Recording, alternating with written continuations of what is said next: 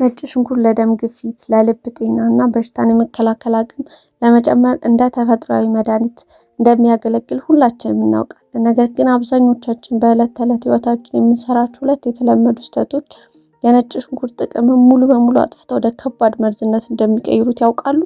ዛሬ የዓለም ጤና ድርጅት እና የሃርቫርድ ዩኒቨርሲቲ ጥናቶች መነሻ በማድረግ እውነታውን እናያለን። በተለይ ሁለተኛው ስህተት በየቤታችን ያለ እጅግ አደገኛ ጉዳይ ነው።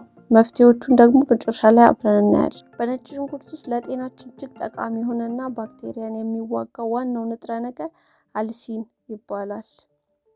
ይሁን እንጂ ይህ ንጥረ ነገር በነጭ ሽንኩርት ውስጥ ዝም ብሎ አይገኝም። የሚፈጠረው ነጭ ሽንኩርቱ ሲደቅ፣ ሲከተፍ ወይም ሲፈጭ ብቻ ነው። ትልቁ ስህተት ግን ምንድን ነው? አብዛኛው ሰው ነጭ ሽንኩርትን እንደከተፈ ወዲያውኑ ትኩስ ወጥ ወይም ዘይት ውስጥ ይከተዋል። በፐብሜድ የሕክምና ምርምር ማዕከል ላይ የወጡ ጥናቶች እንደሚያረጋግጡት አልሲን ሙቀት አይወድም። ከተከተፈ በኋላ ሳይቆይ ወዲያውኑ እሳት ላይ ሲያርፍ ንጥረ ነገሩ ሙሉ በሙሉ ይሞታል፣ ጥቅሙንም ወደ ባዶነት ይቀይረዋል። ሁለተኛው በየቤታችን ያለው እጅግ አደገኛ ስህተት ደግሞ ስራን ለማቅለል በሚል ነጭ ሽንኩርትን በብዛት ፈጭቶ ፍሪጅ ውስጥ ለሳምንት አስቀምጦ መጠቀም ነው። ይህ ልማድ ሁለት ትልልቅ ሳይንሳዊ አደጋዎች አሉት። አንደኛው የባክቴሪያ መርዝ ወይም ቦቱሊዝም ይባላል። ነጭ ሽንኩርት በተፈጥሮ አሲድ የሌለውና አፈር ውስጥ የሚበቅል ተክል ነው። የሃርቫርድ ዩኒቨርሲቲ የህዝብ ጤና ትምህርት ቤት እንደሚያስጠነቅቀው ነጭ ሽንኩርት ተፈጭቶ አየር በሌለበት ሁኔታ ፍሪጅ ውስጥ ሲቀመጥ ክሎስትሪዲየም ቦቱሊዝም ወይም ክሎስትሪዲየም ቦቱሊም የተባለው አስፈሪ ባክቴሪያ እንዲራባና ቦቱሊዝም የተባለውን ገዳይ የነርቭ መርዝ እንዲያመርት ምቹ ሁኔታ ይፈጥራል። ፍሪጅ ውስጥ ማቀዝቀዛችን ብቻውን ይህን ባክቴሪያ ያጠፋው።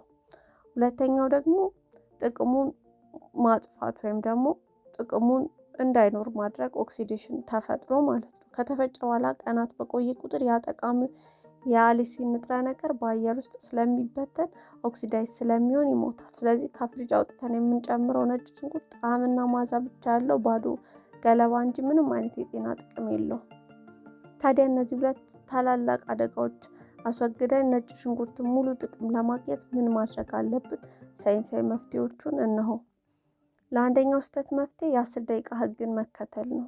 የዓለም የጤና ድርጅት WHO እንደሚያሳስበው ነጭ ሽንኩርት ከከተፍነው ወይም ከደቀቀ በኋላ ለ10 ደቂቃ ያህል ዝም ብሎ አየር ላይ ማስቀመጥ አለብን።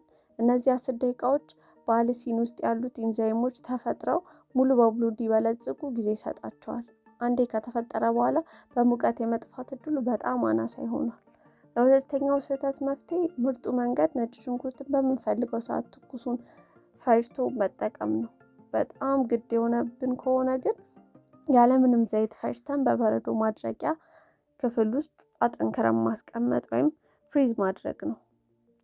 ከተራው ፍሪጅ ውስጥ ግን ከ3 እስከ 4 ቀን በላይ ማስቀመጥ በፍጹም አይመከርም።